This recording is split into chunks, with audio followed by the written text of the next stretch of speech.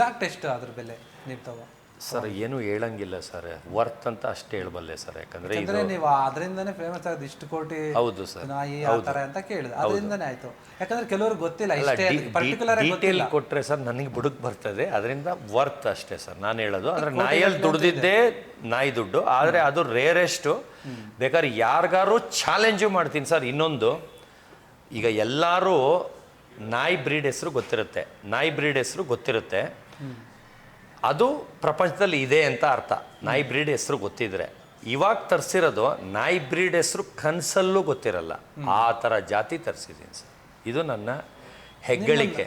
Big boss ಹೋದ್ಮೇಲೆ ನಿಮ್ಮ ನಾಯಿಗಳನ್ನ ನೀವು ಎಷ್ಟು ಮಿಸ್ ಮಾಡ್ಕೊಂಡ್ರಿ ಸರ್? ನನಗೆ ಮನೆಯಲ್ಲಿ ಒಳಗೋದಾಗ ಅಪ್ಪ ಅಮ್ಮಂದು ಕೊರಗು ₹1 ಇರಲಿಲ್ಲ.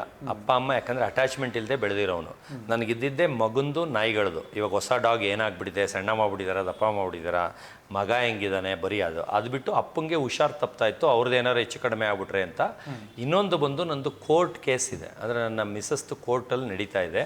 ಆ ಕೋರ್ಟ್ ಕೇಸ್ ಇರೋದ್ರಿಂದ ಅಲ್ಲಿಂದ ಏನಾರು ಅರೆಸ್ಟ್ ವಾರೆಂಟ್ ಬಂದು ನಾನು ಒಳಗಿದ್ದಾಗ ಹಿಡ್ಕೊಂಡು ಹೋಗ್ಬಿಡ್ತಾರೆ ಅನ್ನೋದು ಒಂದು ಭಯ ಇತ್ತು. ಆ ಎಲ್ಲ ಕಾರಣದಿಂದ ನಾನು ಸ್ವಲ್ಪ ಬೇಗ ಹೋಗೋದಕ್ಕೆ ರೆಡಿನೇ ಇದ್ದೆ. ಅವರು ಇನ್ನೂ ಬೇಗನೆ ನನ್ನ ಆಚೆ ಕಳಿಸ್ಬಿಟ್ರು. ಈಗೆಲ್ಲ ನಾನು ಅಂದ್ಕೊಂಡಿದ್ಕೋ ಮಾಡಿದ್ಕೋ ಎಲ್ಲ ಸರಿಗಿದೆ. ಹೋಗಿ ಬಂದರೆ ಆಯ್ತು. ಈಗ ಮುಂದೆ ಈಗ ನಿಮ್ಮ ಫ್ಯಾಮಿಲಿದು ಅದು ಹೇಳಿದ್ರಿ, ಬಟ್ ನಿಮ್ಮ ಮಗನ ಬಗ್ಗೆ ಹೇಳಿಲ್ಲ ಸರ್. ನನ್ನ ಮಗ ಬಂದು ಹರ್ಷ ಕೆಡಬಂಸ್ ಅಂತ, ಈಗ ಫಸ್ಟ್ ಇಯರ್ ಡಿಗ್ರಿ ಓದ್ತಾ ಇದ್ದಾನೆ. ಅವನು ತಾಯಿ ಇಲ್ಲದೆ ಬೆಳೆದಿರೋದು. ಡೇ 1ಇಂದನೇ ಅವನದು ತಿಕ್ಕ ತೊಳೆಯೋದ್ರಿಂದ ಹಿಡಿದು, ಬಟ್ಟೆ ಹಾಕಿ ಸ್ನಾನ ಮಾಡಿಸಿ ಸ್ಕೂಲಿಗೆ ಕರ್ಕೊಂಡೋಗಿ ಕರ್ಕೊಂಬರೋದ್ರಿಂದ ಹಿಡಿದು, ಊಟ ತಿನ್ನಿಸೋದ್ರಿಂದ ಹಿಡಿದು, ಅವನ ಜವಾಬ್ದಾರಿ A to Z ಮಗುವಿಂದ ನಾನೇ ನೋಡ್ಕೊಂಡಿರೋದು. ಯಾಕಂದ್ರೆ ಅಮ್ಮಂದು ಪ್ರೀತಿ ಇಲ್ಲದೆ ಬೆಳೆದ. ಯಾಕಂದರೆ ಅವರಿಗೆ ಮಕ್ಕಳಂದ್ರೆ ಇಷ್ಟ ಇರಲಿಲ್ಲ. ಅದೇನಾದ್ರು ಪ್ರಾಬ್ಲಮ್ ಆಗಿ ನಾವು 3 ತಿಂಗಳಿಗೆ ಮಾತುಕತೆ, ಮದುವೆ ಆಗಿ 3 ತಿಂಗಳಿಗೆ ಬಿಟ್ಬಿಡ್ತೀವಿ. ಅದಾದಮೇಲೆ ಏನೋ ಕೇಸ್ ಹಾಕಿ ಎಲ್ಲ ದೊಡ್ಡ ಪ್ರಾಬ್ಲಮ್ ಮಾಡ್ತಾರೆ. ನನಗೆ ಮಿನಿಸ್ಟ್ರ್ ಮಕ್ಕಳು, ಡಾಕ್ಟ್ರು, ಇಂಜಿನಿಯರ್ ಎಲ್ಲ ಒಪ್ತಿದ್ರೆ, ನಾನು ರಿಚ್ ಇರೋರು, ತುಂಬ ಪ್ರಪೋಸಲ್ ಬಂದವರು 100% 150 ಹೆಣ್ಣು ಒಪ್ತಾಯಿದ್ರು. ನಾನೇ ಒಪ್ತಾ ಇರಲಿಲ್ಲ. ಯಾಕಂದ್ರೆ ನಾನು ಸ್ವಲ್ಪ ಸ್ಮಾರ್ಟ್ ಇದ್ದೆ ಅಂತ, ಸ್ವಲ್ಪ ಅಹಂಕಾರ ಎಲ್ಲ ಚೆನ್ನಾಗಿರೋಳೇ ಬೇಕು ಅಂತ. ಆಮೇಲೆ ಯಾರೋ ಒಬ್ಬರು ನಮ್ಮನ್ನ ಇಷ್ಟಪಡ್ತಿದ್ರು, ಅವಳ ಥರನೇ ಇರಬೇಕು ಅಂತ. ಹಾಗೆ ಮೈಂಡ್ಸಲ್ಲಿ ಅದೇ ಫೇಸೇ ಬೇಕು ಅಂತ ಕಾಯ್ಕೊಂಡು ಕೂತಿ, ಕೊನೆಗೆ ಅದೇ ಫೇಸ್ ಇರೋರೇ ಸಿಕ್ಕಿದ್ರು. ಅದಕ್ಕೆ ಖುಷಿಯಾಗಿ ಒಪ್ಕೊಂಡೆ. ಆದರೆ ಕಡು ಬಡವರು ಅಲ್ಲ, ಎಲ್ಲೋ ಒಂದು ಕಡೆ ತುಂಬ ಹುಡುಕಿ ನೀವು ಈ ಒಂದು ಪರಿಸ್ಥಿತಿಗೆ ಬಂದ್ರೆ. ಹೌದೌದು. ನಮ್ಮಪ್ಪ ಹೇಳ್ದಂಗೆ ನಮ್ಮ ಈಕ್ವಲ್ ಅವ್ರು ನಮ್ಮ ಆಗಿದ್ರೆ ನೆಮ್ಮದಿಯಾಗಿ ಇರ್ತಿದ್ನೇನೋ. ಎಲ್ಲ ಹುಡುಕಿ ಕಡು ಬಡವ್ರನ್ನ ನಾವೇ ಕಾಸು ಕೊಟ್ಟು ಮದುವೆ ಆಗಿರೋದು. ಅಂದರೆ ಬೀಗ್ರೂಟ, ರಿಸೆಪ್ಷನ್ನು, ಎಂಗೇಜ್ಮೆಂಟು, ಮದುವೆ A to Z ಅವ್ರ ಬಟ್ಟೆಯಿಂದ ಹಿಡಿದು ಎಲ್ಲ ಕೊಟ್ಟು ಹಾಳು ಮಾಡಿಕೊಂಡೆ. ಅದು ನರಕ ಯಾತನೆ. ಎಷ್ಟು ವರ್ಷ ಅಂದಾಜು 17 ಹೋಗಿದ್ದವರು, 6 ಅಂದರೆ 11 ವರ್ಷ ನರಕಯಾತನೆ ವಹಿಸಿದ್ದೀನಿ. ಅದು 3 ತಿಂಗಳಿಗೆ ಬಿಟ್ಟು ಬೇರೆ ರೂಮಲ್ಲಿ ಇದ್ದು ನರಕಯಾತನೆ ಅನುಭವಿಸಿದ್ವಿ. ಹಂಗೂ ಮನೇಲಿ ತೆಗೆದುಕೊಂಡು ಜಗಳ ಎಲ್ಲ ಕೊಟ್ಟು ಮಾಡ್ಕೊಂಡ್ರು. ಏನಕ್ಕೆ ಆ ಥರ 3 ತಿಂಗಳಿಗೆ? ಅವರು ಬೇರೆ ಏನೋ ಇತ್ತು ಸರ್, ಮೈಕಲ್ಲಿ ಹೇಳಂಗಿಲ್ಲ. ಅವ್ರಿಗೆ ಏನೋ ಬೇರೆ ಇತ್ತು. ಅದರಿಂದ ಅವರು ನಮ್ಮ ಮೇಲೆ ಮನೆ ಗಂಡ ಮಾವ ಅತ್ತೆ ಇಷ್ಟ ಇರಲಿಲ್ಲ. ಅವ್ರ ಅಮ್ಮನ ಫೋರ್ಸ್ ಆಗಿದ್ದು, ಅಲ್ಲಿ ಬೇರೆ ಯಾವುದೋ ಫಿಕ್ಸ್ ಆಗಿತ್ತು. ಅದರಿಂದ ಇದೆಲ್ಲ ಪ್ರಾಬ್ಲಮ್ ಸರ್. ಬೇರೆ ಒಂದು ವಿಚಾರಕ್ಕೋಸ್ಕರ ನಮಗೆ ಜೀವನ ಹಾಳು ಮಾಡೋಕ್ಕೆ. ಆಮೇಲೆ 3 ಕೋಟಿ 3 ಮನೆ ಬೇಕು ಅಂತ ಕೇಸ್ ಹಾಕಿ ದುಡ್ಡು ಕಿತ್ಕೊಳ್ಳೋಕ್ಕೋಸ್ಕರನೇ, ದುಡ್ಡುಗೋಸ್ಕರ ಆಗಿದ್ದು. ಡೇ 1ಇಂದನೂ ಒಂದು ದಿವಸನೂ ನಮ್ಮ ಮೇಲೆ ಅಯ್ಯೋ ಪಾಪ ಅಂದಿಲ್ಲ. ಈ ಕ್ಯಾಮ್ರಾ ಆಫ್ ಆದಮೇಲೆ ಒಂದು ಸುದ್ದಿ ಹೇಳ್ತೀನಿ ಸರ್. ಅವ್ರಿಗೆ ಮುದ್ಕ ಸಾಯಿ, ತುಳಿ ಸಾಯಿ ಅಂತ ಅವ್ರಿಗೆ ಹೊಡೆದು, ಟಿವಿ ಇದು ಏನು ಸಿಗುತ್ತೆ ಅದ್ರಲ್ಲಿ ಹೊಡೆದಾಕ್ಬಿಡೋದು, ಫ್ರಿಜ್ ಹೊಡೆದಾಕ್ಬಿಡೋದು. ನಮಗೆ ನಮ್ಮನೆ ವಸ್ತು ಅಯ್ಯೋ ಹೊಡೆದೋರು ನಮ್ದು ಲಾಸ್ ಆಗುತ್ತೆ ಅಂತ ಇರುತ್ತಲ್ಲ, ಅವೆಲ್ಲ ಏನೂ ಇಲ್ಲ. ಯಾರಪ್ಪನ ಮನೆದ ನನಗೇನು ಥರ ಹೊಡೆದಾಕ್ಬಿಡೋದು, ಕುಕ್ಕರಲ್ಲಿ ಹೊಡೆಯೋದು, ಶೋಕೇಸ್ ಐಟಮಲ್ಲಿ ಹೊಡೆಯೋದು, ತುಂಬ ನರಕ ಯಾತನೆ. ನಾನು 2 6 ಪ್ಯಾಕ್ ಅವ್ರಿಗೆ ಹೊಡಿತೀನಿ ಸರ್.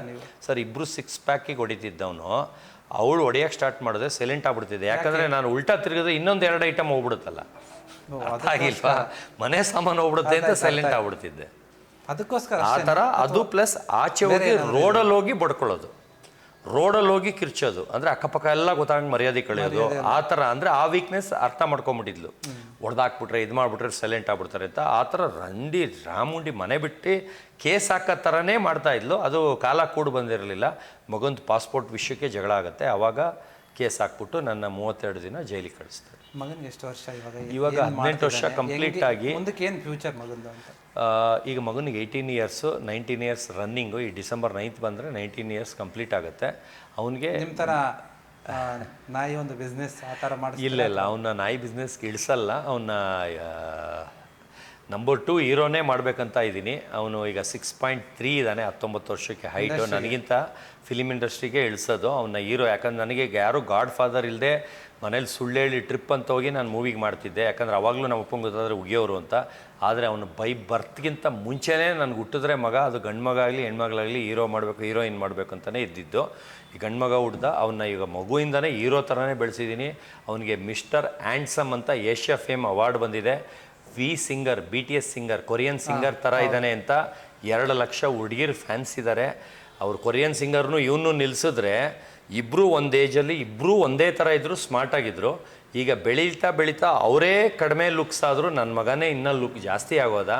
ಒಂದೊಂದು ಕಾಲೇಜಲ್ಲಿ 2 ಲಕ್ಷ ಜನ ಹುಡುಗಿರು ಕೂಗ್ತಾ ಇದ್ರೆ ಬರೀ ಹುಡುಗಿರ ವಯಸ್ಸೇ ಬರ್ತದೆ. ಎಲ್ಲೋದ್ರೂ ಫ್ಯಾಷನ್ ಶೋ ಅಲ್ಲಿ ಫಸ್ಟ್ ಪ್ರೈಸ್ ತೊಗೊಳ್ತಾನೆ, ಎಲ್ಲೋದ್ರೂ ಫ್ಯಾಷನ್ ಶೋ ಅಲ್ಲಿ ಶೋ ಸ್ಟಾಪರಾಗಿ ಮಾತ್ರ ಹೋಗೋದು, ಮಾಡೆಲ್ ಆಗಿ, ಆರ್ಡಿನರಿ ಮಾಡೆಲ್ ಆಗಿ ಹೋಗಲ್ಲ. ಲಾಸ್ಟಲ್ಲಿ ಶೋ ಸ್ಟಾಪರ್ ಬರ್ತಲ್ಲ. ಟ್ರೈನಿಂಗ್ ಏನಿಲ್ಲ, ಬೈ ಬರ್ತೆ ಬಿಹೇವ್. ಆ್ಯಕ್ಟಿಂಗ್ ಬಂದು ಅವನು ಈಗ ಡಿಗ್ರಿ ಫೇಲ್ ಆಗಲಿ ಅಂತ ಕಾಯ್ಕೊಂಡು ಕೂತಿದ್ದೀನಿ ಸರ್. ಅವ್ನು ಫೇಲ್ ಆಗ್ತಾ ಇಲ್ಲ, ಆಗಲಿ ಅಂತ ಕಾಯ್ಕೊಂಡು ಕೂತಿದ್ದೀನಿ. ಆದರೆ ವರ್ಲ್ಡ್ ನ್ಯೂಸ್ ಮಾಡೋಣ ಅಂತ. ಫೇಲ್ ಆದರೆ ಅದು ನಿಮ್ಗೆ ಅರ್ಥ ಆಗಲಿಲ್ಲ. ಏನಕ್ಕೆ ನಮ್ಮ ತಂದೆಗೆ ಓದಿಸ್ಬೇಕು ಅಂತ, ನಮ್ಮ ತಂದೆಗೆ ಅಂದರೆ ಅವ್ರ ತಾತನಿಗೆ ಓದಿಸ್ಬೇಕು ಅಂತ ಅವ್ನು 70% ತೆಗಿತಾ ಇದ್ದಾನೆ. ನಾನು ಫೇಲ್ ಆಗಲಿ ಅಂತ ಏನಕ್ಕೆ ಕಾಯ್ತಾ ಇದ್ದೀನಿ ಅಂದರೆ 5 ಪಿಕ್ಚರ್ ಆಫರ್ ಬಂತು. ನಮ್ಮ ತಂದೆಗೆ ಮುಗಿದ ಮೇಲೆ ಫಿಲಿಮ್ ಲ್ಯಾಂಡ್ ಬಿಡ್ಕೋ ಅಂತ್ಯಾ, ಏನು ಮಾಡ್ತೀಯ ಮಾಡ್ಕೋ ಅಂತ. ಇವಾಗ ಅವ್ನಿಗೆ ಆಫರ್ ಬರ್ತಾರನ್ನ ಕಾಲಲ್ಲಿ ಒದಿಯೋ ಥರ ಅನ್ನಿಸ್ತಾ ಇದೆ. ಯಾಕಂದರೆ ಓದ್ತಾ ಇದ್ಕೊಂಡು ಇಲ್ಲಿ ಫಿಲಿಮ್ದು ಎರಡೂ ಮ್ಯಾನೇಜ್ ಮಾಡೋಕ್ಕಾಗಲ್ಲ. ಯಾಕಂದ್ರೆ ಕಾಲೇಜಲ್ಲಿ ಹೋಗ್ಬಿಡುತ್ತೆ, ಇಲ್ಲಿ ತಿಂಗಳಾನ್ಗಟ್ಲೆ ಶೂಟಿಂಗ್ ಇದ್ದರೆ. ಅದರಿಂದ ಓದಬೇಕು ಇಲ್ಲ ಮೂವಿಲಿರಬೇಕು.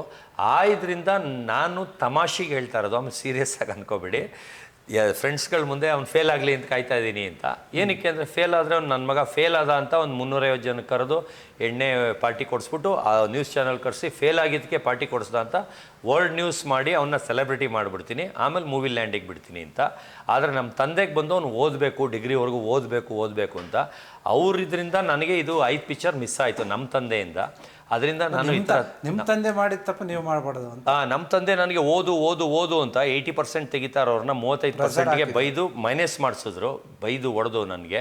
ನಾನೇನು ಅವರು ಸ್ಟಿಟ್ ಮಾಡಿದ್ದಕ್ಕೆ ನಾನು ಏನೂ ಆಗಲಿಲ್ಲ. ಆದರೆ ನನ್ನ ಓದದೇ ಇದ್ರೂ ನನ್ನ ಸ್ಟೈಲಲ್ಲಿ ನಮ್ಮ ಅಪ್ಪನ ಸಪೋರ್ಟ್ ಇಲ್ಲದೆ ನಾನು ನನ್ನ ಸ್ಟೈಲಲ್ಲಿ ಇವತ್ತು ಒಂದು ವರ್ಡ್ಗೆ ನಂಬರ್ 1 ಆಗಿದ್ದೀನಿ.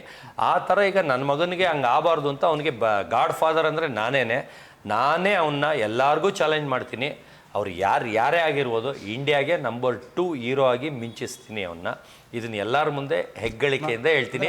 ಅದು ಬಿಡಕ್ಕಿಂತ ಮುಂಚೆನೇ ಯಾರಿಗೂ ಹೇಳೋಕ್ಕಾಗಲ್ಲ ಮೂವಿ ಫ್ಲಾಪ್ ಆಗುತ್ತಾ ಇದಾಗುತ್ತಾ ಅಂತ. ಆದರೆ ಫ್ಯಾನ್ ಬೇಸಲ್ಲಿ ನಂಬರ್ 2 ಇಂಡಿಯಾಗೆ ಇರ್ತಾನೆ. ಮಗನ ವಿಚಾರದಲ್ಲಿ ಕ್ಲಿಯರ್ ಆಗಿದ್ದಾರೆ? ಸರ್, ಫುಲ್ ಕ್ಲಿಯರ್ ಆಗಿದ್ದೀನಿ. ಅವ್ನಿಗೆ ಇವತ್ತವರೆಗೂ ಒಂದು ಹೊಡೆದಿಲ್ಲ, ಬಡ್ದಿಲ್ಲ, ಬೈದಿಲ್ಲ. ಅವನಿಗೂ ಅಲ್ಕಮಾತ್ ಬೈಕ್ ಬರಲ್ಲ, ಒಂದು ಬ್ಯಾಡ್ ಹ್ಯಾಬಿಟ್ಸ್ ಇಲ್ಲ, ಸಿಗರೇಟ್ಸ್ ಡ್ರಿಂಕ್ಸ್ ಏನೂ ಇಲ್ಲ. ಅಷ್ಟು ಮುದ್ದಾಗಿ ಸಾಕಿದ್ದೀನಿ, ಅಷ್ಟು ಒಬಿಡಿಯೆಂಟಾಗಿ ಸಾಕಿದ್ದೀನಿ. ಅವನಿಗೂ ಮನೆ ಕೆಲಸ ಮಾಡು ಅಂದರೆ ಟಕ್ ಅಂತ ಮಾಡ್ತಾನೆ. ಇದೊಂದು ಚೂರು ಇತ್ತು, ಒರೆಸ್ಬಿಡಪ್ಪ, ಬಟ್ಟೆ ಮಾಡಿಸ್ಬಿಡಪ್ಪ. ಬೈ ಬರ್ತ್ ಹಂಗೆ ಕಲ್ಚರ್ ಕಲಿಸ್ಬಿಟ್ಟಿದ್ದೀನಿ ಸರ್.